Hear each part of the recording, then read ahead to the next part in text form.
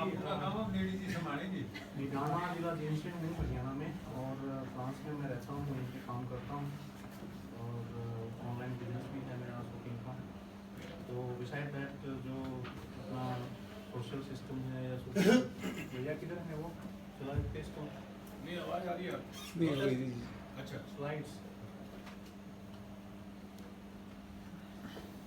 तो सोशल जो चीज़ें हैं इनको वहाँ पे भी देखता रहता हूँ, मतलब फ्रांस वगैरह में भी, इंग्लैंड में भी, यूरोप सारा देखा है, कनाडा, यूएस, ऑस्ट्रेलिया, हर जगह इंटरनेशनल लेवल पे इन चीज़ों को देख के जब एनालॉजी करते हैं हम, तो उस एनालॉजी की बेसिकली जो प्रेजेंटेशन है ये है सेल्फ रियलाइजेशन के बारे में, कि we have to realise what we are. और जो मैंने रियलाइज़ किया है, लॉजिकली रियलाइज़ किया है, क्रिटिकली भी इसको किया। मेरा सिर्फ इतना नहीं है कि मेरा सिस्टम है तो मैं इसको बस बढ़ाता रहूँ, इसमें खामियां मैं ना निकालूँ, इसका मैं कुछ क्रिटिकल एंगल से मैं इसको एनालाइज ना करूँ, हर एंगल से किया गया है। तो इसका मेन जो कंटेंट का प्रेजेंटेशन है वो यही है, टॉपिक यही है कि evaluation of current judicial system in light of traditional social judicial system in India and it's existential realities. सब टॉपिक ये रहेगा कि जो प्रीरिक्विसाइट्स हैं, मैंने इस रिसर्च में ये चीज़ निकाली है कि हमें अब एक इंडिया को पॉलिटिकल हो या दूसरे जो टेक्निकल डेवलपमेंट है या जो हमारी बिजनेस की ग्रोथ है वो ठीक है, बट हमारी जो सोशल जो ग्रोथ है हमें अब उसको अपलिफ्ट करना पड़ेगा। और हमारा जो सोशल सिस्टम है उसके अंदर हमें जो जुडिशियरी है उसके जो ग्लोबल पैटर्न है उनके पैटर्न पे हमें एज पर स्टैंडर्ड आना पड़ेगा, तभी हम ये कह पाएंगे कि हम really globally advance developed country हैं। उसी पॉइंट ऑफ व्यू से ये सबसे पहले मैंने ये देखा, ये क्योंकि एक्चुअली मीडिया ने बहुत सारा, थैंक्स टू मीडिया जिन्होंने मेरे जैसे को वहाँ बैठे हुए कोई चीज़ों के ऊपर मेरी अटेंशन डाली, और इसमें मेरे को पहले मीडिया ने बहुत क्रिटिसाइज कर रखा है बातों को, तो मैंने देखा कि पहले मैं एक बार समझता हूँ कि सिस्टम क्या है हमारा। बेसिकली परिवार जो होते हैं ना, नीचे देखें आप वहाँ पे ये जो नीचे पारिवारिक व अंतर पारिवारिक मुद्दे, आई थिंक हिंदी सबको समझ में आती होगी या इंग्लिश ठीक है। तो ये पारिवारिक मुद्दे का सिस्टम है सारा, वहाँ से उठा करके सेटअप चलता है ये। आप इसको इस तरीके से समझ लीजिए, पैरेलल में मैं सुप्रीम कोर्ट सिस्टम भी रखूंगा, जैसे कि भाई ऊपर सुप्रीम कोर्ट है, हाई कोर्ट है, उसके नीचे सेशन कोर्ट्स हैं, फिर पुलिस चौकी, थाने वगैरह हैं, और फिर उसके नीचे जाकर के छोटे लेवल का जो हमारे गाँव में झगड़े होते हैं वहाँ तक की चीज़ है। तो बेसिक चीज़ ये है कि जो मीडिया गलती कर रहा है, मीडिया ये गलती कर रहा है कि वो नीचे चौकी के लेवल पे हुए झगड़े के लिए या फैसले के लिए सीधा ऊपर सुप्रीम कोर्ट को दोषी ठहरा रहा है। यही खाप में मीडिया कर रहा है कि वो परिवार के लेवल पे कोई मुद्दा हुआ होगा, 4-5 लोगों की आपसी दुश्मनी में उन्होंने कुछ झगड़ा किया होगा, और वो जो मीडिया कर रहा है वो मोस्ट ऑफ केसेज में उसको उठा करके सर्वजातीय खाप के लेवल पे उसको प्लेमेंटिंग कर रहा है, उसकी वहाँ पे उसकी तोहमत लगा रहा है कि ये इनका किया हुआ है, जबकि वहाँ तक हम वो मामले जाते ही नहीं है।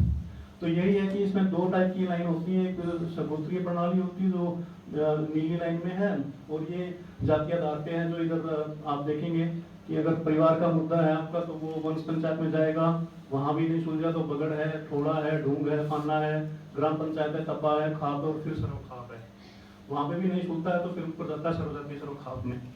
और अगर वो मुद्दा जो परिवार का है, जैसे कई बार पड़ोस में दो जातियों के लोग हैं, एक जाट है एक ब्राह्मण है, उनका आपस का मसला है, तो जो ये इधर वाली लाइन है, जो ये ग्रे वाली लाइन है, ये लाइन चलती है, भिन्न जातीय पकड़ पंचायत में वो मामला जाएगा, थोड़ा बड़ा लेवल का तो उससे आगे सर्वजातीय ग्राम भाईचारा पंचायत जाता है, वो 2 गांव का हो गया मामला तो वो जो अंतरग्राम मुद्दे वहाँ जाता है, वहाँ पे भी फिर 2 केस होते हैं अंतरग्राम में कि भी एक ही जाति का मामला है तो जो नीली लाइन से उधर मुड़ गया तपा साइड पे, अगर वो 2 जातियों का है तो अलग अलग और 2 ही गाँव का है तो इधर आ गया ये बिन गोत्री भाईचारा पंचायत है और फिर सर्वखाप भाईचारा पंचायत है, और फिर ऐसे जाकर के वहाँ जाता है। तो हम जो लोग हैं ये हमारी रेस्पॉन्सिबिलिटी बनती है। कई बार हम बोल देते हैं कि हमारा दोष ही नहीं है तो हमें क्यों डिफेंड करना है, हमें इसलिए डिफेंड करना है क्योंकि हमें जो हमारे कंपिटिटर्स हैं या जो हमें पीछे धकेलना चाहते हैं वो हमारे ऊपर ये चीज़ें झूठे सच्चे तरीके से समाज में हमारी इमेज को प्रेजेंट कर रहे हैं। वो इमेज बचाने के लिए हमें ये चीज़ें अपने बच्चों में या अपने समाजों में इन चीज़ों को एज इट इज़ बताना पड़ेगा, समझाना पड़ेगा। ये ऐसे बैठ के काम नहीं चलने वाला कि भाई हमारा तो कोई दोष ही नहीं है, हमारे सिस्टम में क्या खराबी है। आपके सिस्टम में खराबी नहीं है, लेकिन जो आपका कंप्यूटर बैठा है जो ये चाहता है कि आप आगे ना जाने जाएं, आप खत्म हो जाएं, वो लोग ये चाह रहे हैं कि इनको बदनाम करके साइड करो। तो इसको बचाएगा कौन? हमें बचाना पड़ेगा। तो यही बात है मेन की, इसमें रियलाइजेशन यही है। अब अगली स्लाइड में दिखाऊंगा कि इसका ग्लोबल स्टैंडर्ड में जो पैटर्न है हमारा, हम ऑलरेडी एक ग्लोबल सिस्टम है। ये रिसर्च की थी मैंने यूएस से, और नीचे आप देखेंगे अडोप्टिंग सोशल जस्टिस सिस्टम में नीचे लिखा हुआ है यूएसए से भरत सिंह है, मेरे दोस्त हैं वो, उर्मिला मलिक है मैडम, एक एडवोकेट है कनाडा में, और मिसेस कृष्णा चौधरी सर बैठे हैं, महेंद्र चौधरी जी उनकी वाइफ हैं।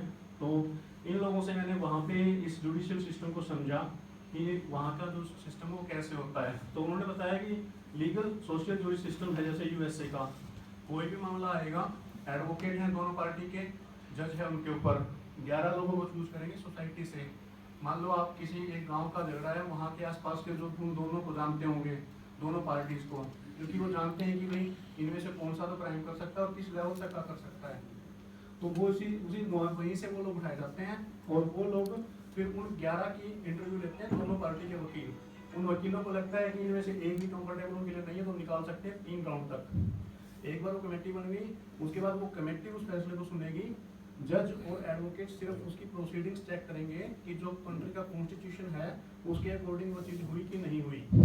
उसके बाद फिर आगे जब ये चीज़ चलेगी तो वर्डिक्ट देगा जो एडवोकेट, जो जुडिशियल बॉडी ने जो आपको वर्डिक्ट दिया उसको एडवोकेट सुनाएगा वहाँ पे।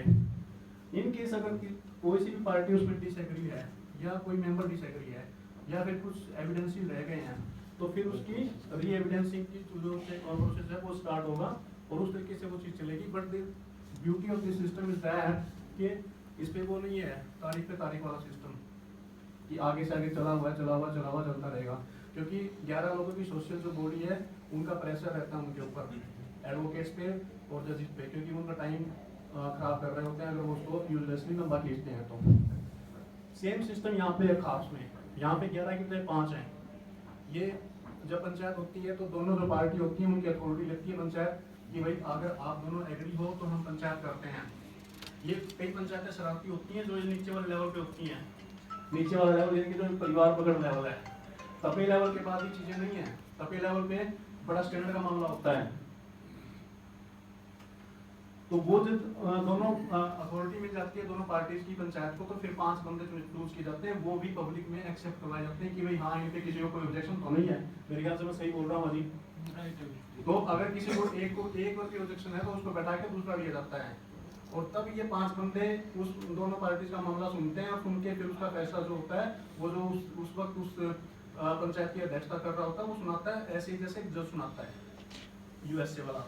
अब यहाँ पे जो हमें आगे एक मूवमेंट की जरूरत है, या एक नेक्स्ट स्टेप हमें हमारे समाज में हमारे देश में जाने की जरूरत है, वो ये है कि हम इस सिस्टम को एक ऐसा अपीलिंग मूवमेंट खड़ा करें कोर्ट्स के आगे या जजेस के आगे कि ये सोशल जुडिशियल सिस्टम जो है इसको और हमारा जो लीगल सिस्टम है इनको यूएसए के पैटर्न पे इंट्रोड्यूस कर लें।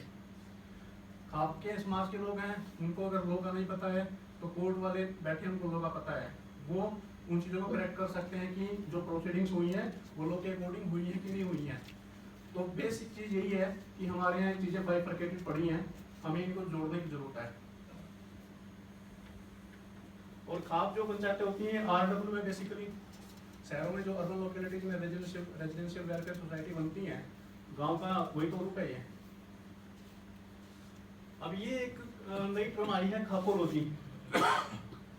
आमिर खान ने सत्यमेव जयते के प्रोग्राम में जब वो महेंद्र चौधरी जी की खाप पंचायतों को लेकर बैठे हुए थे तो एक बात उन्होंने खापों ने कही थी कि हम जो है अनरिटन कॉन्स्टिट्यूशन के पैटर्न पर चलते हैं, क्योंकि हम मानते हैं कि हर 20-25 साल के बाद जो जनरेशन की सोच है वो बदलती है, इसलिए उसको डॉक्यूमेंट करने का फायदा नहीं है। तो इस पे आमिर खान ने टोंट मारा था कि भाई आप लोग यूके में नहीं रहते, आप इंडिया में रहते हो, यहाँ पे आपको चीज़ें मतलब डॉक्यूमेंट करके रखनी चाहिए।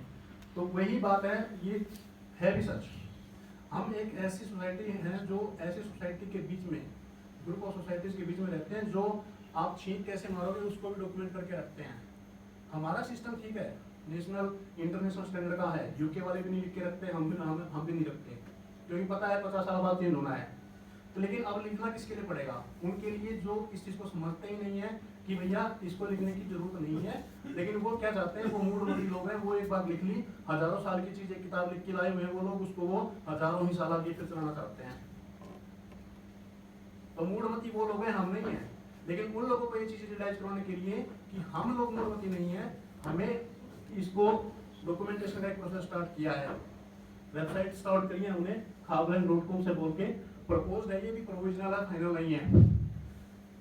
इसके अंदर कुछ बेसिक कंसेप्ट यहाँ पे जो मैं आपको बता रहा हूँ, ये पॉइंट लिखे हुए हैं। खाप एजेंट का जो मॉडल है सोशल ड्यूटी वाला, ये हमने यहाँ भी देखा ऊपर, ये वाला था।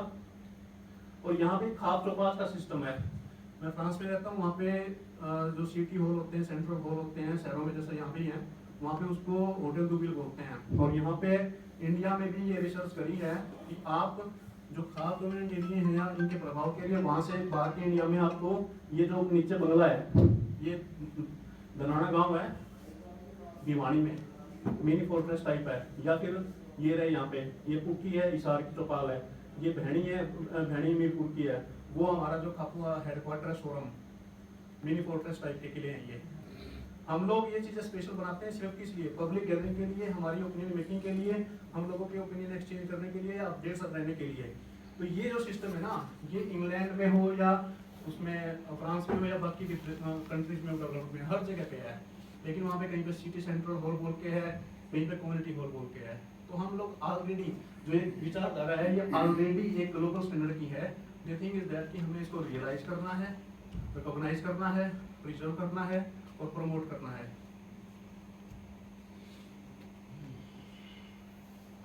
अब इसमें नेक्स्ट है ये गोप मुहांड और गांव का जो कंसेप्ट है, ये वाला जो नेक्स्ट पॉइंट है। अब इस पॉइंट में यही है कि हम सब बोलते हैं कि भैया औरतों की इज्जत करो, औरतों को मान दो, सम्मान दो। ये कुछ सब घोषित कुछ देश के ठेकेदार उठे घूम रहे हैं, पता नहीं क्या क्या नारे लगाते हैं औरतों के सम्मान के अंदर। लेकिन अगर आप इस गोप गांव मुहांड वाले को मान लो ना, 90% आपके औरतों की अत्याचार के या उनको बुरी दृष्टि से देखने के मामले अल्टीमेटली सॉल्व है। और ये एक सिस्टम और ये देखें आप, जो रियलाइजेशन की बात है, खाप दादा खेड़ा स्पिरिचुअलिटी। हमारे गांव में मूर्ति के बिना छोटे से कमरा नुमा सफेद रंग के वो मंदिर टाइप में होते हैं, लेकिन उनमें पुजारी नहीं बैठता। उनमें आप अपनी हरकतें जाते हैं, वहाँ पे आप पूजा करते हैं अपने पुरखों की, क्योंकि वो आपके पुरखों के, गांव के पहले पुरखों के बसाए हुए होते हैं। वो उनकी खास बात ये होती है कि उनके अंदर जातिवाद भी नहीं है, कहीं पे दलितों की तख्तियाँ लगी हैं, इनमें नहीं लगी, कोई जाति का हो जाके जोत लगाओ कुछ करो। उसके बाद दूसरा इनमें जेंडर न्यूट्रलाइजेशन का सिस्टम भी है। हमारे यहाँ पे दानी और देड़ की औलाद हैं, पूरे वर्ल्ड के अंदर कहीं भी घूम लीजिएगा, कहीं भी औरत जो है, माँ का जो गोद है, मैंने कहीं पे भी दुनिया में बाप के गोद की जगह औलाद को माँ का गोद यूज करते हुए नहीं देखा। लेकिन हमारे यहाँ दानी और देड़ की औलाद का जो सिस्टम है ना, उसमें माँ का गोद भी औलाद का गोद चलता है। इतने जेंडर सेंसिटिव लोग हैं हम, और इतनी जेंडर सेंसिटिव हमारी थ्योरी है। और वही बात है, हमने पहली बात इनको डॉक्यूमेंट नहीं किया, ये चीज़ समझी नहीं कि हम इंग्लैंड वालों के बीच में नहीं रहते जो ये मानते हैं कि लिखने की जरूरत नहीं है। हम उनके बीच में रहते हैं जो छींक मारने को भी लिखते हैं कि कैसे मारी जाए। इसीलिए हम इसमें पिछड़ रहे हैं और इसीलिए पे डॉक्यूमेंटेशन की जा रही है। दानी और देड़ के औलाद तो आप जानते ही होंगे ना, उनके गोद जो है खेड़े के गोद चलते हैं। और खेड़े का गोद ये कहता है कि खेड़े में चाहे बेटे की औलाद बसे या बेटी की, बेटे की है तो दो का गोद पीछे छूटेगा और बेटी की है तो जमाई का पीछे छूटेगा। ये चीज चलती है हमारे यहाँ पे। अगला नियम है जिसमें जी प्रॉपर्टी डिस्ट्रीब्यूशन का, ये तलाक के मामले में बोलते हैं। अभी सुप्रीम कोर्ट मतलब इंडियन लॉ में जो है तलाक के ऊपर 2014 में एक वर्डिक्ट आया था कि भाई जिस औरत का तलाक हो रखा है उसका गुजारे भत्ता कुछ किया जाए। हमारे खातों के यहाँ पे 9 मन अनाज 2 जोड़ी जुत्ती का सिस्टम रहा है पहले से ही। इसमें ये रहता था कि जो लड़की छोड़ दी जाती थी, हमारे यहाँ उसको छोड़ दी जाती बोलते हैं, आज भी बोलते हैं, जो छोड़ दी जाती थी उसको जब तक उसका फैसला नहीं हो जाता या वो दोबारा उसका ब्याह नहीं हो जाता, पहले मर्द से 2 जोड़ी जुत्ती साल की और 9 मन अनाज, और उसमें 3 और भी होंगी, मतलब 2 जोड़ी का तो उसका टाइटल टाइप दे दिया। उसका पूरा गुजारा भत्ता हमारे समाज देता रहा है। और जो बच्चा अगर है उनका पहले वाले से जहाँ छोड़ के आई है, तो उस बच्चे का तो पूरा खर्चा वो मर्द उठाएगा जो जिससे वो है, ना कि वो आगे वाला। बेशक उसका ब्याह भी दूसरी जगह हो जाए औरत का, लेकिन ये चीजें क्यों नहीं सामने आ रही? क्योंकि हमने डॉक्यूमेंटेशन करी नहीं, ना हमने इनको प्रिजर्व किया, ना हम खुद इनको रिकॉग्नाइज करते, ना हम इनकी रियलाइजेशन करते कि हम खुद ऑलरेडी इतने वेल इक्विप्ड हैं कि हमें किसी दूसरे की सोसाइटी की सिविलाइजेशन की जरूरत ही नहीं है। वो खुद हमारी से चीजें सीख सकते हैं। तो वही बात है, हम बैठे उन लोगों के बीच में हैं, हालांकि डॉक्यूमेंटेशन जरूरी नहीं होती, लेकिन सिर्फ इसलिए करनी पड़ेगी उनको डॉक्यूमेंटेशन ही समझ में आती है। अगला पॉइंट है भी ये एक और चीज, यहाँ पे हमारे जो है कोई देवदासी प्रथा नहीं है, विधवा है। अब लोग कई बार एक फिल्म आई थी, उसका नाम था, हरियाणवी फिल्म थी, जिसके अंदर विधवा प्रथा जो है, विधवा का जो विवाह है ना, उसको थोड़ा सा नेगेटिव एस्पेक्ट में दिखाया हुआ था। मेरे गांव में, मेरे कुंडे में, मेरा जो थोड़ा बोला जाता है, मेरी 3 चाचियां हैं, 3 विधवा हैं, उनको ऑफर हुआ देवर का लत्ता उड़ने का, उन्होंने साफ मना कर दिया। उनमें से एक के पास तो सिर्फ 3 लड़कियां, दूसरे के पास भी 2 लड़कियां, और एक के पास लड़का और 1 लड़का। उन्होंने अपनी जो उनके पति की जमीन थी, जायदाद थी, उसके ऊपर आज ठाट से राज कर रही हैं, अपनी बेटियां पढ़ा दी, लिखा दी, ब्याह दी, सारे काम कर रही हैं। तो एक ये जो प्रचार किया जाता है ना कि जो विधवा विवाह है वो एक बंधन है, बंधन नहीं है, औरत को चॉइस है, वो चाहे तो दूसरा विवाह कर सकती है, नहीं चाहे तो मत करे, और ये हमारे ही सिस्टम में है। नहीं तो ये वृंदावन देखा वहाँ पे, आप लोगों ने देखा ही होगा, 90% बंगाली विधवाएं बैठी है वहाँ पे, बंगाल से आके, उनको कोई पूछने वाला भी नहीं है, प्रॉपर्टी उनकी सारी जब्त कर ली जाती है, पति के सारे राइट्स उसके जो होते हैं वो बेदखल करके, यहाँ बेचारे की जिंदगी देखी होगी आप लोगों ने। तो हमारे यहाँ पे जो सिस्टम है ना, उसमें यही बात है कि बहुत ही सेंसिटिव है हम लोग औरतों को लेके। और आरटीआई में जैसे सुरेश देशवाल जी बैठे हैं, ये जो बोलते हैं ओनर किलिंग आपने करवाती हैं, आपने कब लगाई थी वो आरटीआई? 10 साल का रिकॉर्ड बन गया, 2001 से 2011 तक, और एक भी नहीं मिला उसके अंदर, एक भी नहीं है। 22 के 22 एसपीओ के और पास रिकॉर्ड है, 22 के 22 हर एक, बिल्कुल किसी अगेंस्ट एफआईआर भी लॉज नहीं है। अच्छा जी, हाँ जी। तो जब ये चीजें हैं नहीं, तो हम इनको डिफेंड करके अपने को, जब जिस पॉइंट में हम सही हैं, हमें उनको प्रमोट करना पड़ेगा, खासकर मतलब हमारे बच्चों में या हमारे जनरेशन में हमें उन चीजों को बताना पड़ेगा। ये पॉइंट है।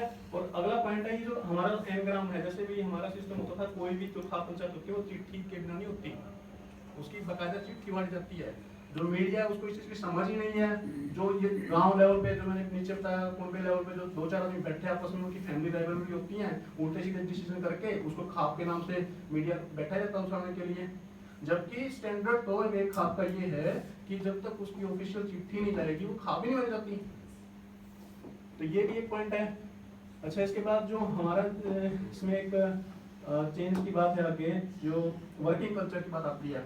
हमारे यहाँ सीरी साजी का वर्किंग कल्चर है खाप के अंदर। सीरी साजी यानी कि पार्टनर, गूगल कंपनी है, नेशनल इंटरनेशनल हर जगह है, ग्लोबल स्टैंडर्ड कंपनी है, उसके अंदर कोई भी एम्प्लॉयर एम्प्लॉय नहीं है, वहाँ पे सब पार्टनर है, वर्किंग पार्टनर। और ये सिस्टम हमारे कल्चर में सीरी साजी का सदियों से पहले से ही है। तो we are already a global ethnicity. The matter is just that we have to recognize it and realize it.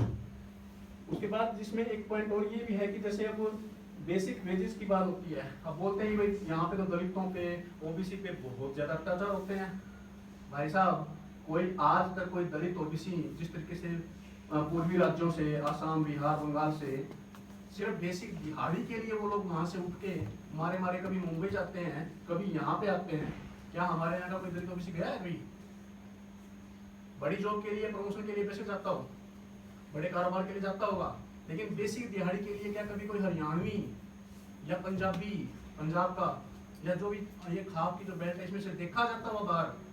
जबकि वो लोग आते हैं और वो लिटरली कहते हैं कि वो वहां से इसलिए आते हैं क्योंकि उनको वहां पे रोजगार करने के साधन जातिवाद के नाम पे, भाषावाद, ये इसके क्या नाम है, वर्णवाद के नाम पे उनको लिमिटेड कर दिए जाते हैं वो लोग। तो ये भी हमारा एक बहुत ब्यूटीफुल पॉइंट है कि हमारे लोग जो दलित हैं या जो ओबीसी हैं, इनको हमें कम्युनिकेट करने की जरूरत है ये चीज कि भाई आप ये बताओ, जाटों से तुम लोग बोलते हैं, जो डोमिनेंट कास्ट है यहाँ की, जाट हो चाहे और कोई सी किसान जातियां हैं, कि ये ऐसे अत्याचार करते हैं, वैसे करते हैं। ठीक है, थोड़ा बहुत है, मना नहीं करते, लेकिन इतना भी नहीं है कि हमारे यहाँ के दलित को या ओबीसी को अपना स्टेट छोड़ के सिर्फ दिहाड़ी मजदूरी तक के लिए, कोई बड़ा अफसर है, बड़ा बिजनेसमैन है, बड़े काम के लिए जाओ, 100 बार जाओ, क्या बेसिक दिहाड़ी मजदूरी के लिए कोई गया है आज तक? किसी भी एक दलित या ओबीसी से पूछ के दिखा दो। That is the beauty of our culture, that is the beauty of our system. हमारा दूसरा पॉइंट है, कई बार ये बोलते हैं कि भाई ये तो न्याती पंचायतें हैं, या फिर ये तो जो तमिलनाडु कट्टा पंचायतें उनके बराबर हैं, बंगाल में भी हैं कोई पंचायतें उनके बराबर हैं। नहीं जी, उनके बराबर नहीं है हम। उनके वहाँ पे मिलिट्री कल्चर नहीं है, हमारे यहाँ मिलिट्री कल्चर है। हमारे हर गांव के अंदर अखाड़े हैं खापों के। पहले पुराने जमाने में जब कोई कॉल होती थी लड़ाई की या किसी वार की, तो खापें बोलती थी, एक संदेश आता था, एक चिट्ठी जाती थी कि भाई पहलवानों को तैयार करो और रातों रात कितनी बड़ी सेना खड़ी करवा लो। इतना ब्यूटीफुल सिस्टम कहाँ मिलेगा? सरकार नहीं मैनेज कर सकती ये चीज़, और हमारा सिस्टम मैनेज कर रहा था ये चीज़ें, और आज भी कर रहा है। दूसरा पॉइंट इसका मेन ये है कि जो इसमें एक और चीज़ है कि हम इनसे दूसरों से अलग कैसे हैं। ये हमारी जो पंचायतें हैं ये उनसे, एक तो मिलिट्री पॉइंट हो गया और एक ये कम्युनिटी गैदरिंग का पॉइंट हो गया। हमारी कम्युनिटी गैदरिंग जो है आमतौर पर बड़ी बड़ी चौपालों में बरसों में होती है, और जो टीवी में दिखाते हैं पेड़ के नीचे या जो भी होता है वो एक्सेप्शनल होते हैं, और खासकर जो हमारे एरिया से बाहर जाके होती हैं ये। हाँ कई बार होता है कि भीड़ ज़्यादा हो जाती है तो पेड़ों के नीचे हमारे यहाँ भी होती हैं, लेकिन हमारे यहाँ फिर वो बड़े वाली पंचायत जैसे आपने बताई थी इब्राहिम जी। तो ये बेसिक डिफरेंस है हमारे। और सबसे बड़ी बात सेकुलर सिस्टम में प्योर हमारा सर छोटराम कह के गए थे कि भैया बेड़ी तो चाहे सोने की हो और चाहे लोहे की, दोनों आदमी को गुलाम बनाने के लिए होती हैं। सोने की कौन सी? धर्म की, और लोहे की कौन सी? मजदूरी की, गुलामी की। तो ये तो दोनों ही गुलामी की होती हैं। इनसे ऊपर उठ के इंसान का सबसे बड़ा धर्म है। अभी इब्राहिम जी बैठे हैं, मुस्लिम खाप से आए हैं, आप सब बैठे हैं, हिंदू खापों के भी हैं, सिखों में भी हैं, मिसल है वहाँ पे। तो सबसे बड़ी बात ये है कि हमारा जो सिस्टम है रिलीजन लेस है, इसमें किसी रिलीजन की कोई मान्यता नहीं। हम रिलीजन को पर्सनल मैटर मानते हैं, और कास्ट को तो हम उसमें हम बेसिकली मानते ही नहीं। तो it is all about the realisation. अब ये खाप वेबसाइट बन रही है, इसके ऊपर काफ़ी चीज़ें आएंगी, मैं जल्दी जल्दी निकलूंगा क्योंकि टाइम ज़्यादा हो गया है। ये आएगी जब आप लोगों के सामने, ये ऑलरेडी तैयार है, बस ये जो हरियाणा में जाट आंदोलन चल रहा है उसके चलते हमें पोस्टपोन करनी पड़ी इसका लॉन्च। जैसे ही वो मैटर वहाँ पे सेटल डाउन होएगा तो उसके बाद फिर हम इसको लॉन्च करेंगे। ये सारी चीज़ें जो अभी हमने डिस्कस करी है इन डिटेल, इनके ऊपर रिसर्च टॉपिक्स जो होंगे इनके ऊपर सारी चीज़ें बनेंगी, और फिर इस वेबसाइट पर सब कुछ आएगा ये सारा। तो ये इसके बाद थोड़ा सा पेट्रोलिज्म और रिवोल्यूशंस एंड आर्ट का सिस्टम है। अभी मिनी फोर्ट्रेस है, ये आर्ट है हमारी। वो सदाशिव राव भाव जो पानीपत की तीसरी लड़ाई थी उस टाइम पे उन्होंने खाप को लेटर लिखा था मदद के लिए, तो महाराजा सूर्यमल की तरफ से 24,000 सेना ने उनको उन्होंने खुद स्वीकार था कि उन्होंने भेजी थी सेना हमारे लिए सहायता के लिए, लेकिन उनका कुछ आपस में डिस्प्यूट चल गया था तो वो नहीं हो पाई थी तैयार। इसके अलावा कुछ पॉइंट्स मैंने इधर लिखे हैं। हाँ एक और पॉइंट, औरतों की खापों में प्रेजेंटेशन।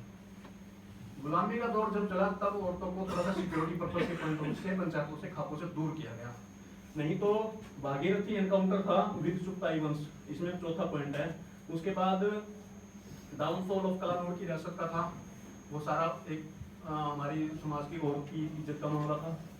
और इनमें 30-40 हज़ार, कई बार 80-80 हज़ार तक की उनकी आर्मी रहती थी, लेडीज की अलग से विंग रहती थी।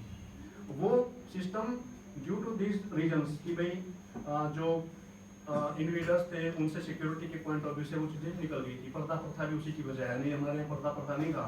वो पर्दा प्रथा इसीलिए है क्योंकि जो आउटसाइडर्स होते थे उनको, उनसे हमारे लेडीज़ को प्रोटेक्ट करने के लिए हमें वो करना पड़ता था। बट अभी वो टाइम है कि उसको हमें छोड़ना पड़ेगा, और वो हमारे जो नेचुरल जो कल्चर है उसमें हमें आना पड़ेगा। इसके बाद ये रविकांत जी बैठे हैं शक्ति वाहिनी NGO से, तो मेरा आपसे ये रिक्वेस्ट है कि आप लोग करें, लेकिन थोड़ा सा एक रेशनल वे में करें। सिर्फ सारा ये मत माने कि खाप सी जो है वही उम्र किलिंग वगैरह में इन्वॉल्व हैं, नहीं है ऐसा कुछ। आई थिंक आप कुछ एग्री करेंगे, इतनी ब्यूटीफुल चीज़ें आपके सामने रखी हैं। और मैं वेट ही आप कर रहा था मेरी प्रेजेंटेशन स्टार्ट करने से पहले, नहीं तो सर कह रहे थे कि वेट कर रहे हैं, मैंने कहा नहीं सर वेट करना है। तो ये थोड़ा सा देखें इसमें, और कई पॉइंट हैं। अब जेंडर रेशो अपने यहाँ पे सिर्फ एक ही रीजन नहीं है कि भाई यहाँ पे लड़कियों को मार जाता है, वो भी बहुत सारे रीजन है। माइग्रेशन हो रही है यहाँ पे इतनी सारी। अब हमारे ब्रदर आ रहे हैं, जो सिस्टर स्टेट्स हैं हमारी, वहाँ से वो मजदूरी करने आते हैं। आके 10-15 साल तक अकेले रहेंगे, अपना कार्ड, राशन कार्ड बनवा लेंगे, परिवार का पीछे बना हुआ है औरतों का। औरतों को 10-15 साल बाद लेके आते हैं, तो अल्टीमेटली जब वो काउंटिंग होती है तो यहाँ के रेशो पे वो भी इम्पैक्ट पड़ता है। तो होगा, मैं ये नहीं कहता कि उम्र के लिए नहीं है, लेकिन एटलीस्ट कोई खाप पंचायत के लेवल पे ऐसा कभी प्रोडिक्ट हुआ नहीं है कि किसी ने कहा हो। ये कुछ एक बिब्लियोग्राफी थी, और thank you for your attention.